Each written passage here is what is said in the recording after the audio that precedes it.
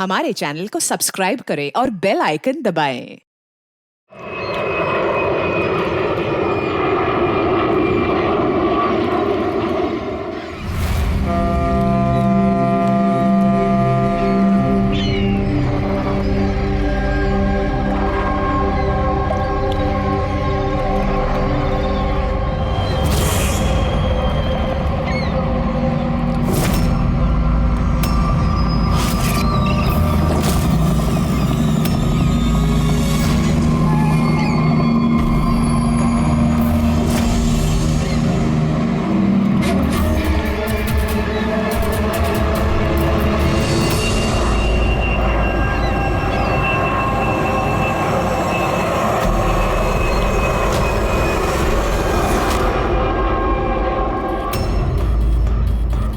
ग्यारह बज गए।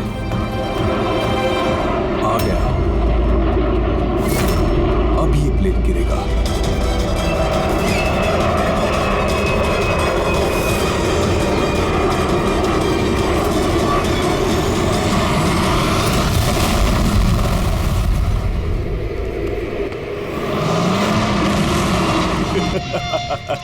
मजा आ गया।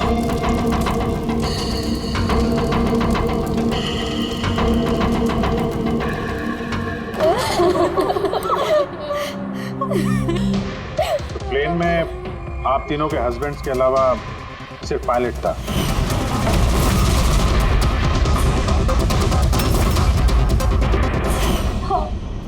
और अभी तक उनकी कोई खबर नहीं मिली।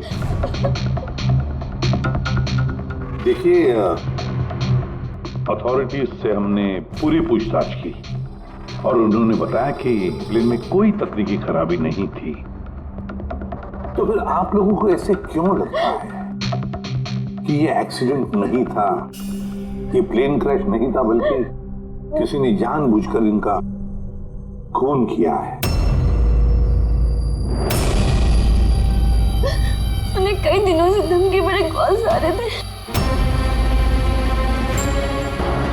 देखिए, आप तीनों के हस्बैंड जाने माने बिल्डर्स हैं, तो धमकी वगैरह तो हो सकता है कि ऐसे कॉल्स आ गए हों, लेकिन एग्जैक्टली क्या हुआ था आप बता सकते हैं? हाँ, वो तीनों सूरत जा रहे थे कोई जमीन खरीदने, पर कुछ बिल्डर्स थे जो ये नहीं चाहते थे कि ये डील हो। हाँ सर, करोड़ों की डील थी, जरूर ये काम उन्हीं में से किसी का होगा। अगर धमकी भरे कॉल आ रहे थे तो आप लोगों ने पुलिस की मदद क्यों नहीं ली? सर, हम पुलिस के पास जाना चाहते थे, पर हमारे पतियों ने हमें रोक लिया। हेलो, कौन बोल रहा है? खबरदार, अगर उस सूरत वाली जमीन के बारे में सोचा भी तो, समझे? धमकी दे रहा है? धमकी दे रहा है मुझे? धमकी समझ लो तुम। कल सुबह 11 बजे अपनी जिंदगी की आखिरी सांस लोगे तुम। तुझे जो करना है कर ले, ये डील तो मैं करके रहूंगा। प्लेन क्रैश भी ठीक 11 बजे हुआ था सर। 11 बज गए। अब ये प्लेन गिरेगा।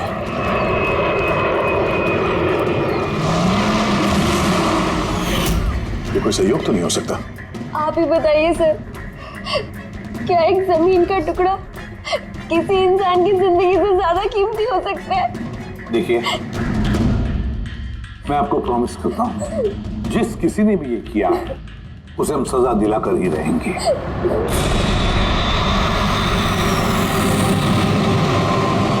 सर, हमें 5 साल हो चुके हैं ये काम करते हुए, आज तक एक भी गलती नहीं हुई है। हमारे काम में सर गलती की कोई गुंजाइश ही नहीं। अगर सर प्लेन में कोई भी प्रॉब्लम होता है तो हम उसे उड़ने नहीं देते सर। आप लोगों के हिसाब से प्लेन में कोई खराबी नहीं थी? बिल्कुल नहीं सर। तो क्रैश कैसे हुआ प्लेन? 4 लोगों की जानें गई हैं, कौन जिम्मेदारी लेगा उसकी? सर, मैं तो खुद हैरान हूँ कि ये हादसा हुआ कैसे। फ्लाइट रिकॉर्डर पता है ना आपको, जिसे हम ब्लैक बॉक्स कहते हैं, उसमें भी सब कुछ नॉर्मल दिख रहा है। नॉर्मल कहने से काम नहीं चलेगा, सब कुछ डिटेल में बताइए, शुरू से, टेक ऑफ होने से पहले से क्या हुआ था? हमने पूरा प्लेन चेक करके पायलट को हैंडओवर कर दिया। उसके बाद वो तीनों बिजनेसमैन प्लेन में बैठकर सूरत के लिए निकल गए।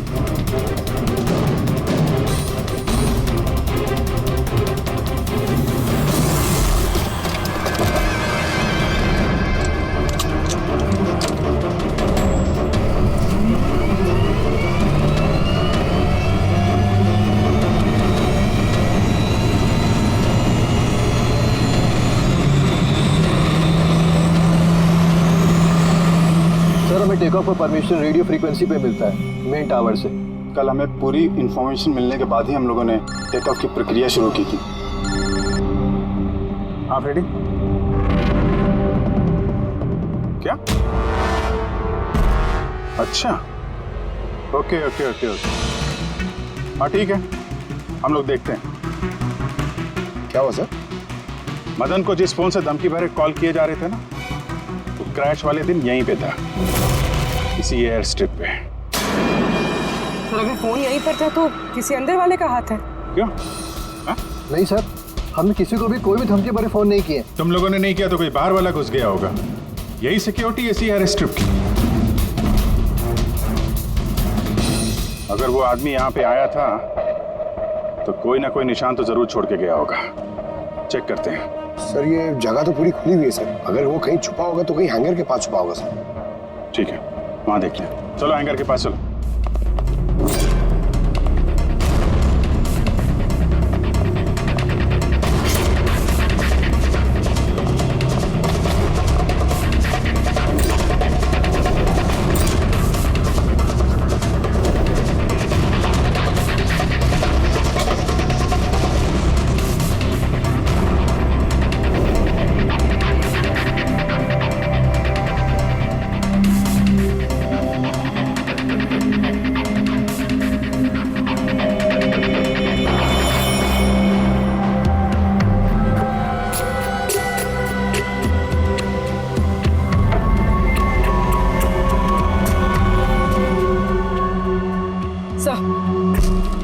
सर ये टूटा हुआ फोन मिला है। सर लगता है वो धमकी भरा कॉल इसी से किया होगा। हो सकता है, तोड़ के फेंक दिया। रख लो, कुछ ना कुछ तो मिल ही जाएगा। कहाँ पे मिला था ये? सर वहाँ से। सर यहाँ।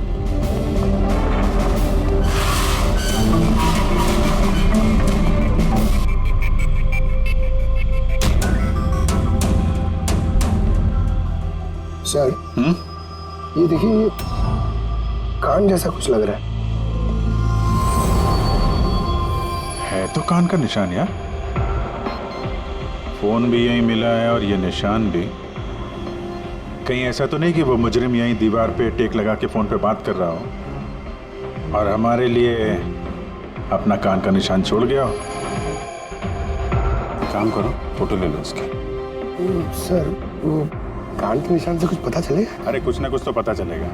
सारुंगे साहब को देंगे, वो ढूंढ निकालेंगे।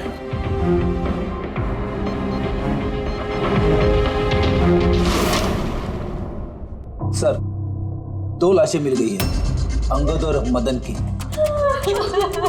और सुमित और वो प्लेन का पायलट ढूंढ रहे थे, अभी तक पता नहीं चला। आप लोग प्लीज रोइए मत, हौसला रखिए। देखिए, हम आपसे वादा करते हैं, आपके पतियों का खूनी नहीं बचेगा हमारे हाथों से। सर, हाँ सर वो फोन तो मिल गया जिसे धमकी भरे कॉल किए गए थे, लेकिन सर हमारे वहाँ पहुँचने से पहले खूनी ने फोन तोड़ दिया ताकि हम उस तक पहुँच ना सके।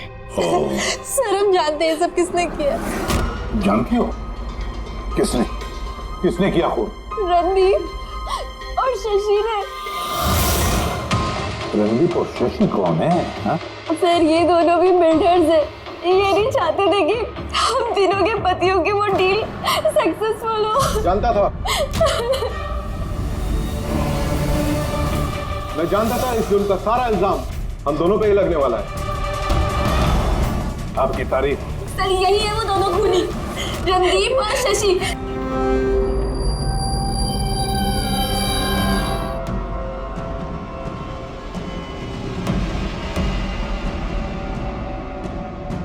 पता नहीं इन औरतों की हमसे क्या दुश्मनी है, चाहे कुछ भी गलत क्यों ना हो, ये हम पे इल्जाम लगाती हैं। और एक बार पहले भी इन्होंने हमें झूठे इल्जाम में गिरफ्तार करवाया था। अच्छा, किस जुर्म में गिरफ्तार करवाया था तुम्हें? जरा हमें भी तो बताइए। सर जब पहली बार अंगद को धमकी भरे कॉल्स आ रहे थे तो मैंने ही पुलिस में रिपोर्ट लिखवाई थी इस रणदीप के खिलाफ।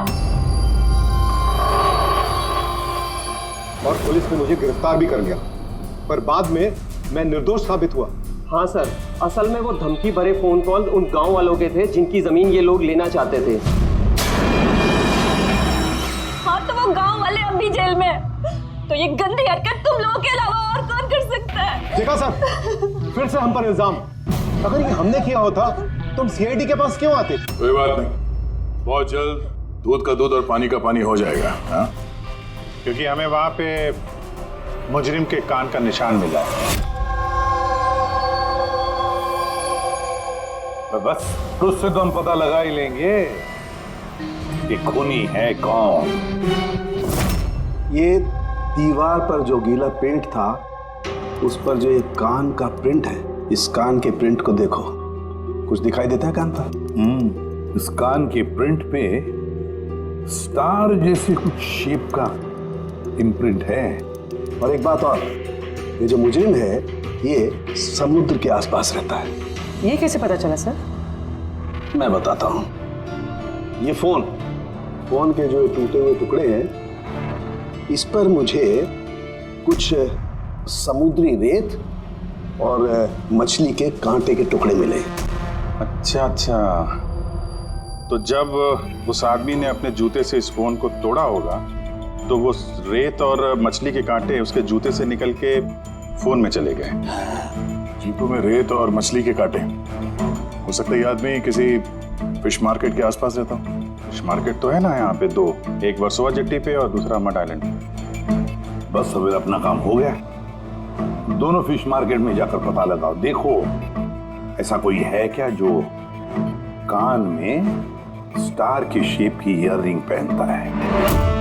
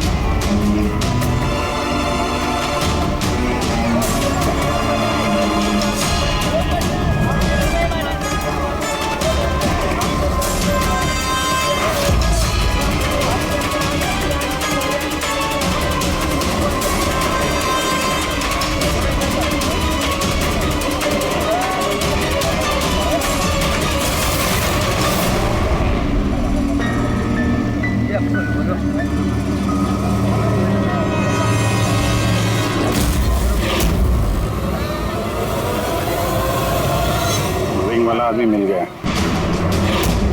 आजा।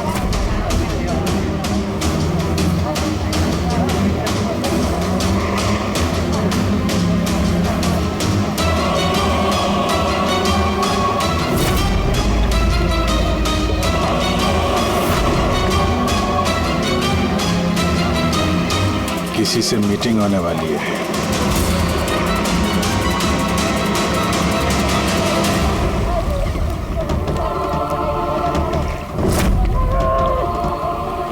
ये दूसरा आदमी कौन है, दिख नहीं रहा।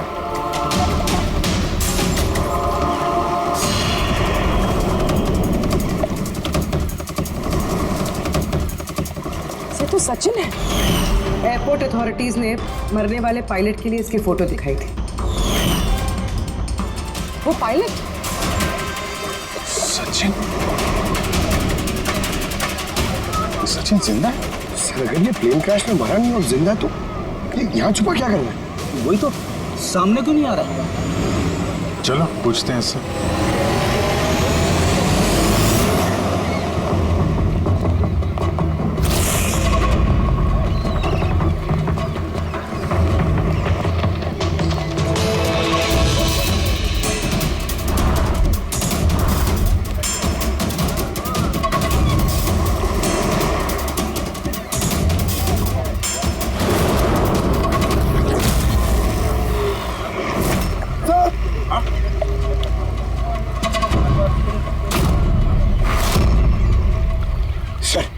ये तो मर गया। मर गया। वो देखो ना, सचिन आ गया सर।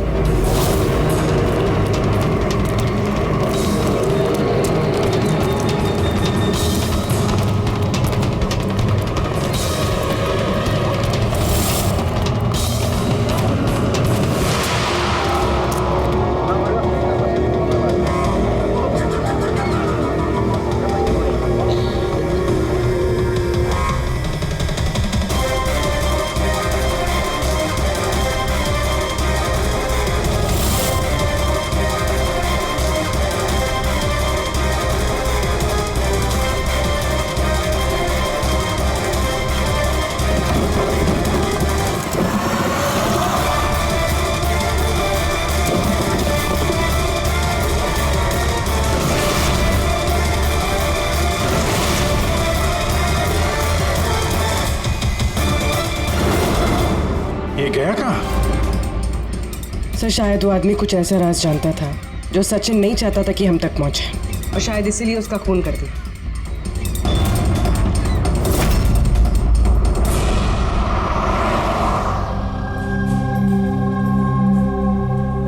सर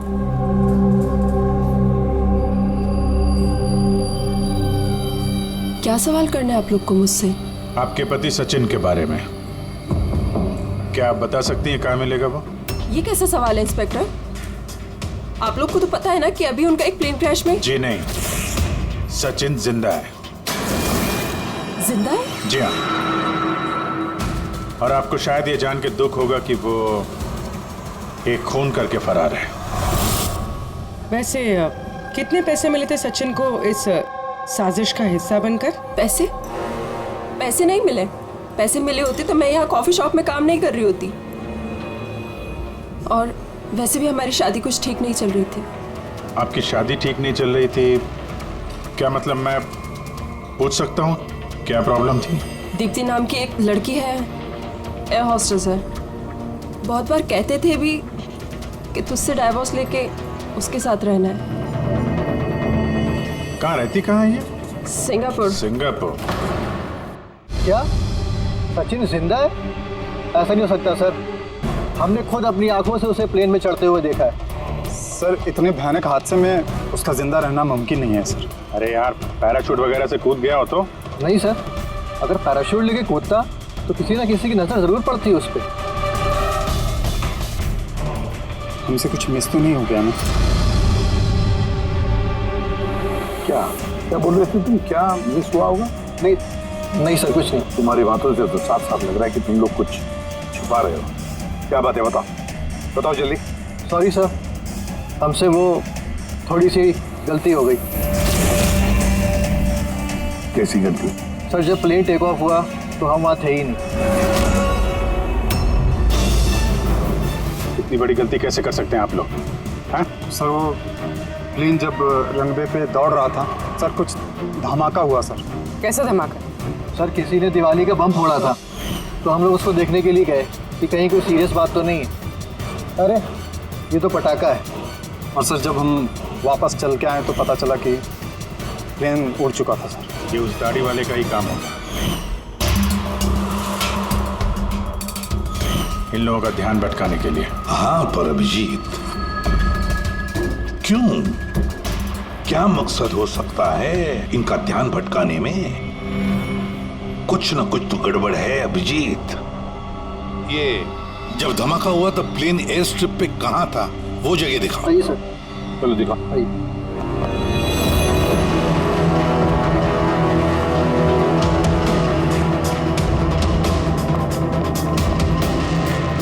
एक मिनट अभिजीत, ये तो खून है, सूखा हुआ खून। सर खून का रंग देख के लग रहा है ज्यादा पुराना नहीं होगा, आजकल का ही होगा। ये खून किसका खून है? ये यहाँ पर कैसे? पता नहीं सर। पता नहीं? हर बात का एक ही जवाब है तुम्हारे पास, हमें पता नहीं। और तो फिर पता क्या है तुम्हें? सर एयर स्ट्रिप पे खून है, कुछ ना कुछ तो हुआ है यहाँ पे। ये बात तो पक्की है, पर क्या?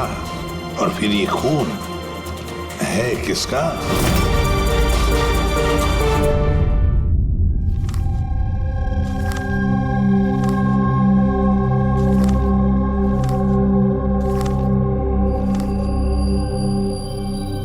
बस पता चल गया, एयर स्ट्रिप पे जो खून था वो किसका था? किसका था?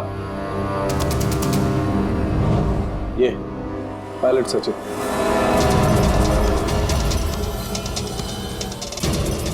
पायलट सचिन का खून?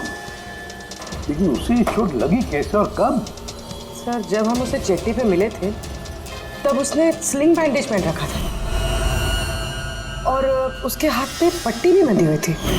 पर इंजीनियर्स तो बता रहे थे कि जब सचिन टेक ऑफ के लिए जा रहा था तो वो बिल्कुल ठीक ठाक था, कोई चोट वोट नहीं थी उसे। इसका एक ही मतलब है अभिजीत, सचिन को चोट एयर स्ट्रिप पर ही लगी है।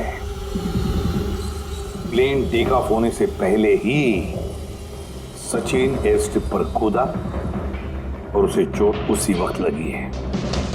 बिल्कुल ऐसा ही हुआ होगा बॉस, क्योंकि इसीलिए सचिन क्रैश में मारा नहीं गया, क्योंकि वो प्लेन में था ही नहीं। लेकिन सालू साहब, किसी ने सचिन को प्लेन में से कूदते हुए देखा किसे नहीं? अरे यार, वो पंकु ने पटाखा चलाया था ना, ध्यान भटकाने के लिए। ये सब सचिन और पंकु का प्लान था सर।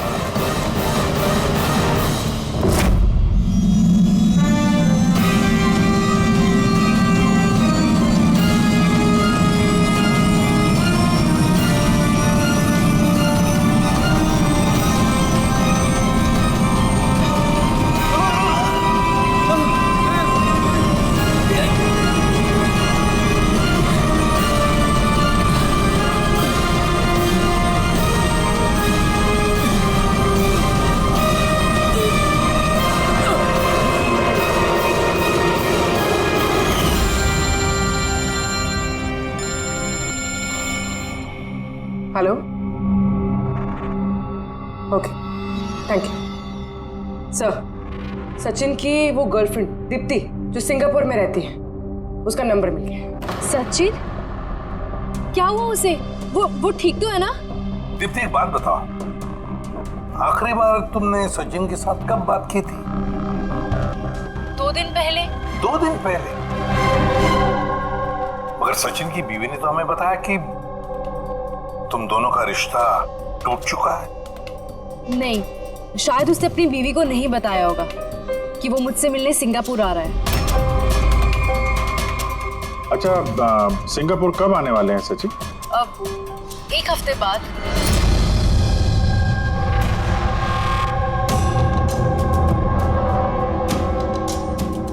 अच्छा, और क्या क्या बातें हुई तुम्हारी 2 दिन पहले? वो कह रहा था कि उसे ढेर सारा पैसा मिलने वाला है और फिर हम एक नई जिंदगी की शुरुआत कर सकते हैं। वैसे आप सब ये सवाल, सचिन ठीक तो है ना? घबराओ मत, सचिन को कुछ नहीं हुआ है, और अगर जरूरत पड़े तो हम तुम्हें फिर फोन करेंगे। Thank you. कहीं दीप्ति भी तो नहीं मिली हुई है सचिन के साथ इस सारे प्लान में? पूर्वी, एक काम करो, सिंगापुर पुलिस को सारी डिटेल भेज दो और उनसे कहो कि वो इस दीप्ति पर नजर रखे हैं। सर, हाँ, सचिन की वाइफ से बात हुई, उसका कहना है कि सचिन का पासपोर्ट घर पे ही है। क्या? सचिन का पासपोर्ट घर पे है और सचिन सिंगापुर जाने की प्लान्स बना रहा है? कहीं ऐसा तो नहीं कि सचिन ने नकली पासपोर्ट बनाया हो? नकली पासपोर्ट, ये ढेचू नकली पासपोर्ट बनाने वालों के बारे में बहुत कुछ जानता है। तो एक काम करो, पंकज से कहो कि सचिन का फोटो लेकर वो ढेचू से मिले। हाँ, यस सर। एक बात और, ये अगर सचिन प्लेन से कूद गया था टेक ऑफ से पहले, तो प्लेन उड़ा कौन रहा था? और सर, जब वो प्लेन से कूदा तो ये मदन, अंगद और सुमित, इन लोगों ने हल्ला नहीं मचाया, चुपचाप बैठे क्यों नहीं? बॉस, प्लेन के गिरने पर हल्ला कैसे मचाते हैं लोग? तीनों के तीनों बेहोश थे। मगर सर, ये लोग बेहोश हुए कैसे? क्योंकि इन लोगों के पेट में ब्लैक कॉफी थी और उस ब्लैक कॉफी में ही नशीली दवाई मिलाई गई थी। क्या? ब्लैक कॉफी में नशीली दवा? आई एम बोर्डिंग, आपकी कॉफी। Thank you. तो फिर ये जरूर सचिन के प्लान का हिस्सा था। सर, एक सवाल का जवाब अभी भी नहीं मिला है। बिना पायलट के प्लेन उड़ा कैसे? इसका जवाब है UAS। UAS, uninterruptible auto pilot system. इस प्रोग्राम के जरिए जमीन पे बैठ के हवा में उड़ते प्लेन को कंट्रोल किया जा सकता है, कहीं से भी।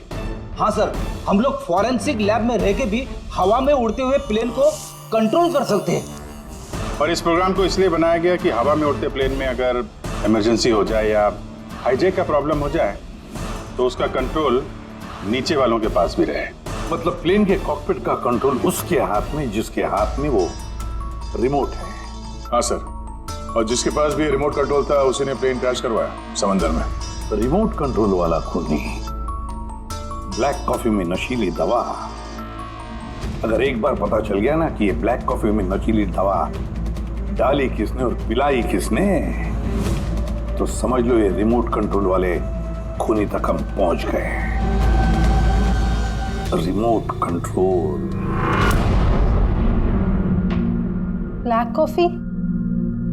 सर मदन तो ब्लैक कॉफी पीते ही नहीं थे, उन्हें हाई ब्लड प्रेशर था। और सर मैंने भी सुमित को ब्लैक कॉफी नहीं दी थी, क्योंकि जिस वक्त वो घर से निकले मैं भी घर पे नहीं थी। देखिए, उन तीनों के पेट में से ब्लैक कॉफी मिली थी, जिसमें वो नशीली दवा भी थी। आप लोग तो कह रहे हैं कि आपने किसी ने भी अपने पतियों को ब्लैक कॉफी नहीं पिलाई, तो हो सकता है किसी और ने पिलाई हो उनको, या फिर कहीं बाहर गए थे तो वहां पर पी हो। कहीं गए थे क्या? हाँ सर, उन्हें हमारा ड्राइवर रवि एयरपोर्ट छोड़ने गया था, तो शायद हो सकता है अगर उन्होंने कहीं बाहर से कॉफी पी हो तो उसे जरूर पता होगा। रवि जरा बुलाइए उसे, कहाँ है? सर जब से ये हादसा हुआ है उसने काम पे ही आना बंद कर दिया, उसने हमारे फोन भी उठाना बंद कर दिया। मतलब अभिजीत, ये रवि कल से गायब है।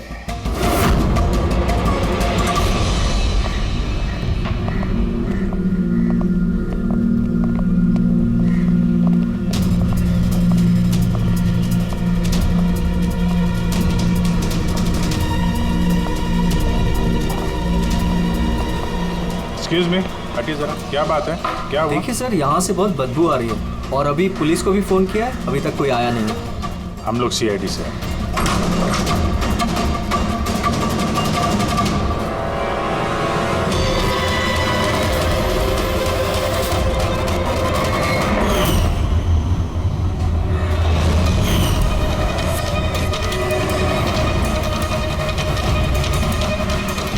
सर एक और मौत।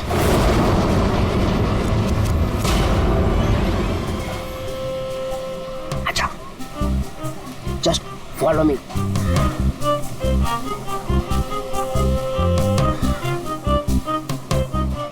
पंकज, चुपचाप मेरे पीछे पीछे चलते रहना। जब तक मैं यहाँ हूँ तुम्हें घबराने की थोड़ा भी जरूरत नहीं है। ओ ढेचू, मैं घबराता नहीं हूँ, समझा?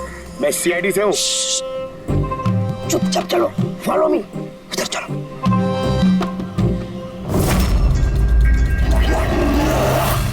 आजा पंकज।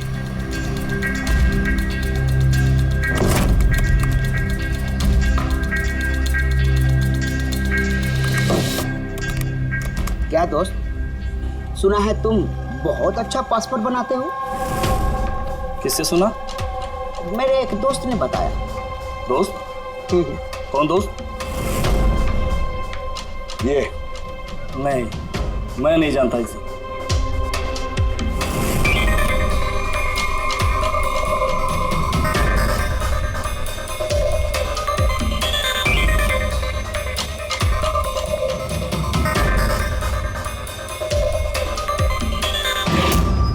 ये दोस्त है तुम्हारा? तुम्हें कोई शक है? बहुत अच्छे से जानता हूँ इसे मैं। इसका पासपोर्ट भी रेडी पड़ा है, बनकर मेरे पास। अरे वाह, फिर तो मेरा भी पासपोर्ट बन जाएगा ना? बन जाएगा, लेकिन 2 पेटी लगेगा। अरे यार देता हूँ दो पेटी। बोल क्या चाहिए? देखो, 2 पेटी आम चाहिए, 2 पेटी सेब चाहिए, क्या चाहिए? ए शाने, 2 पेटी मतलब 2 लाख। 2 लाख? 2 लाख। चलिए बता, नाम क्या लिखना है तेरा पासपोर्ट पर? Sub inspector Pankaj, CID. CID? हाँ, सीआईडी। अरे मैंने क्या बिगाड़ा तुम्हारा? सिर्फ तेरा ही नहीं, सारे नकली पासपोर्ट बनाने वालों का धंधा बंद हो चुका है। जो सवाल मैं पूछूंगा ना, उसका सीधे सीधे जवाब दे, वरना 2 लाख उठक बैठा कराऊंगा यहाँ पे तुझे, समझा? पूछो क्या पूछना है? ये अपना नकली पासपोर्ट लेने कब आने वाला है? पता नहीं। पता नहीं? आज शाम को। देखा पंकज, ढेचू का कमाल। सर रवि के घर से जो बोतल मिली है उसमें वही नशीली दवा है जो साड़ू के सर को ब्लैक कॉफी में मिली थी। इस रवि के अलावा और किसी के उंगलियों के निशान मिले उस बॉटल पे? हाँ सर, रणदीप के।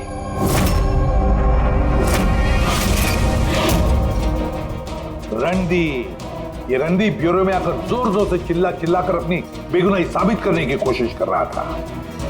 पहले उसने रवि का इस्तेमाल किया खून करने में, फिर रवि को ही मार डाला। सर मैंने रणदीप को कॉल भी ट्राई किया, लेकिन उसका फोन बंद आ रहा है। एक बार ये सचिन मिल जाए ना, तो वही पहुंचाएगा हमें इस रणदीप तक। शाम को तो आने वाला ही है वो, अपना नकली पासपोर्ट लेने के लिए।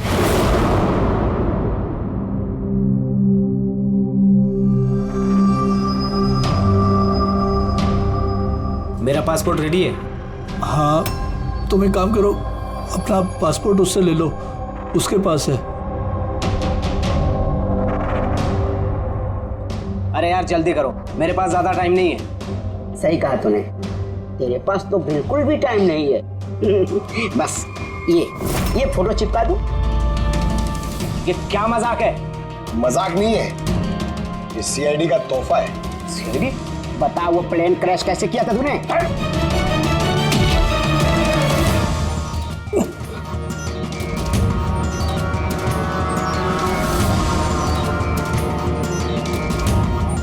सीआईडी से भाग के टेक ऑफ करना इतना आसान नहीं है।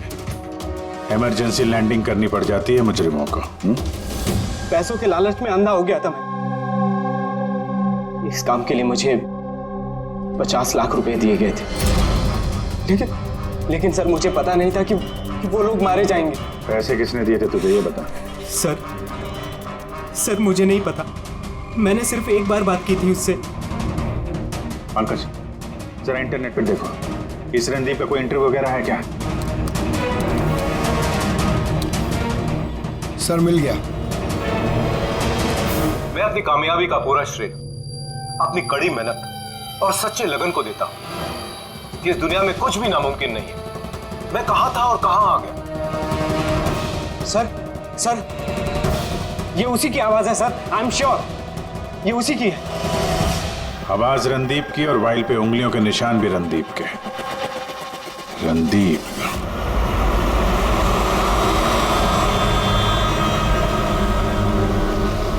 सर आगे से राइट। सर ये रणदीप का तो फोन बंद है सर, तो उसकी लोकेशन कैसे ट्रैक करेंगे? अरे फोन बंद है तो क्या हुआ पंकज, उसका वीडियो याद है? उसमें उसने अपने हाथ में एक ब्रेसलेट पहना हुआ था। मैंने वो इंटरव्यू दोबारा चेक किया। मगर सर ब्रेसलेट से लोकेशन कैसे ट्रैक करेंगे? पंकज, ये कोई मामूली ब्रेसलेट नहीं है। उस ब्रेसलेट में जीपीएस ट्रैकिंग भी लगाया हुआ है, और ऐसी ब्रेसलेट ज्यादातर ये टाइप 1 डायबिटीज वाले ही पहनते हैं। ब्रेसलेट में जीपीएस होता है सर? हाँ, ताकि अगर मरीज की तबीयत अचानक अगर खराब हो जाए या उसे चक्कर वक्कर आ जाए तो उसके परिवार वाले जीपीएस के सहारे उसे आसानी से ट्रैक कर सकते। पर सर ये जीपीएस बता रहा है कि रणदीप कुंदूवाड़ी में।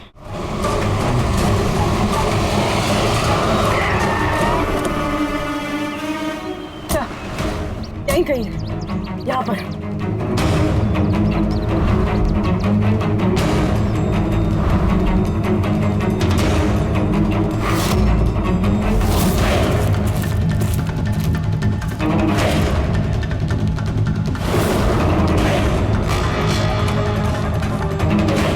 इस तरफ सर यहीं कहीं है। उसकी दिल की धड़कन भी कमजोर होती जा रही है। दिल की धड़कन कमजोर होती जा रही है, यही कही है वो। क्यों नहीं? ये मिट्टी अलग क्यों लग रही है? कहीं इस मिट्टी के नीचे तो नहीं हो सकता है।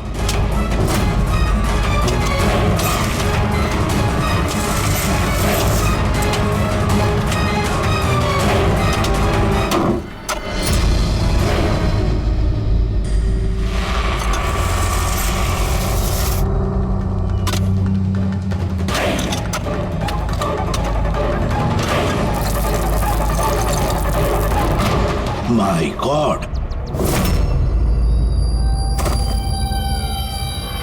जिंदा है? अच्छा।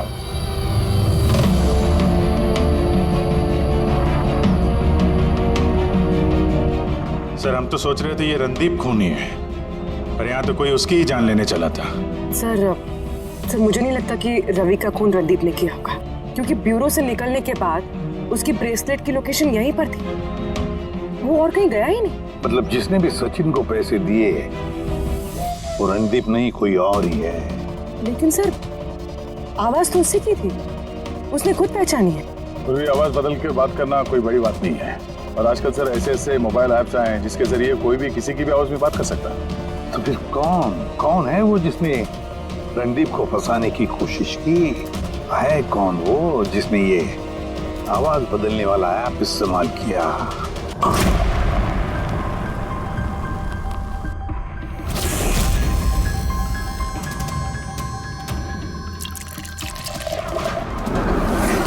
Cheers. Cheers, अनीरा जी, cheers. आइए आइए। आई। मुबारक हो अनीरा जी। मुबारकबाद? वो किसकी? उस ऐप के लिए, वो ऐप जो आपकी कंपनी ने बनाया जिसकी वजह से कोई भी इंसान अपनी आवाज बदल सकता है। जी? जी। डेमो सुनेंगे? अनीरा जी, अब तुम अपने जुर्म के लिए जेल जाओगे। अनीरा जी, अब तुम अपने जुर्म के लिए जेल ये क्या मजाक? ये मजाक नहीं है। इसी डिवाइस से तुमने रणदीप को फंसाने की कोशिश की थी ना?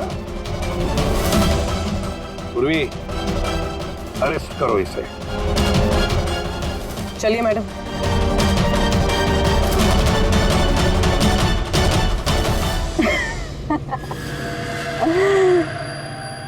इतनी भी क्या जल्दी है सीआईडी वालों? जरा उधर तो देखिए। जाने दो उसे। बेवकूफी छोड़ दो ये। छोड़ो उनको।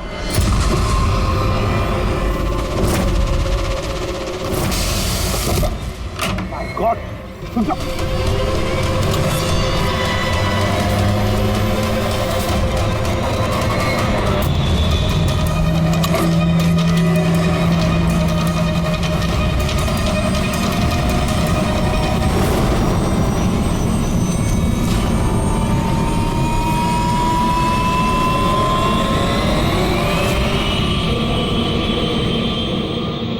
Good bye CID.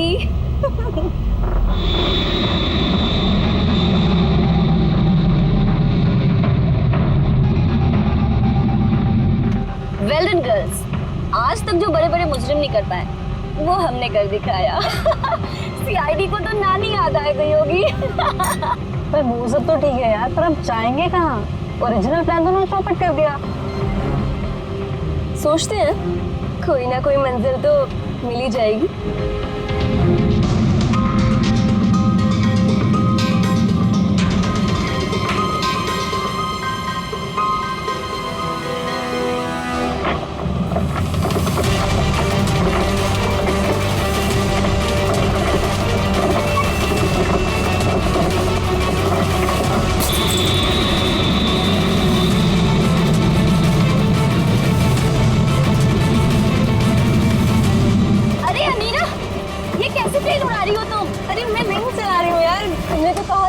कि तुम्हें प्लेन उड़ाना आता है? अरे मैं ये नहीं कर रही हूँ, ये अपने आप हो रहा है।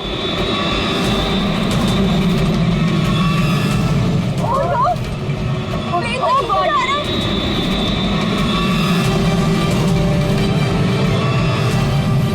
लगता है हमारी यूएस टेक्नोलॉजी किसी को पता चल गई क्या? मगर कैसे?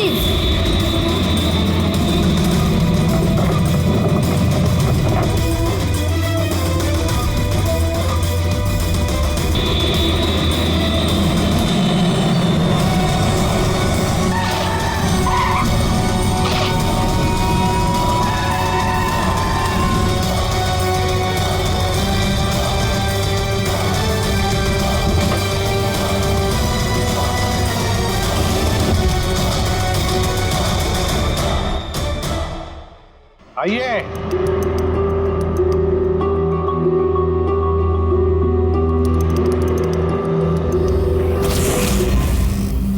जिस देश में औरतें अपने पतियों की लंबी उम्र के लिए व्रत रखती हैं, कोई ऐसा भी कर सकता है कि अपने ही पति का खून कर दे? बहुत ठोस वजह रही होगी आप लोगों के पास। हाँ, वजह थी। हमारे पति कोई दूध के दूल्हे भी नहीं थे। हाँ, लोगों को तो वो ऐसे दिखाते थे कि वो हमसे बहुत प्यार करते हैं, पर घर में कुछ और ही कहानी होती थी। ना हमें उनसे प्यार मिला और ना ही वफादारी। अंगद ने तो कई बार रिया पर हाथ भी उठाया था। हॉस्पिटल में भी भर्ती हुई थी वो। इन सब से तंग आकर हमने अपने पतियों को धमकी भरे कॉल्स करवाए और सोचा मौका अच्छा है तो हमने उन्हें मरवा दिया।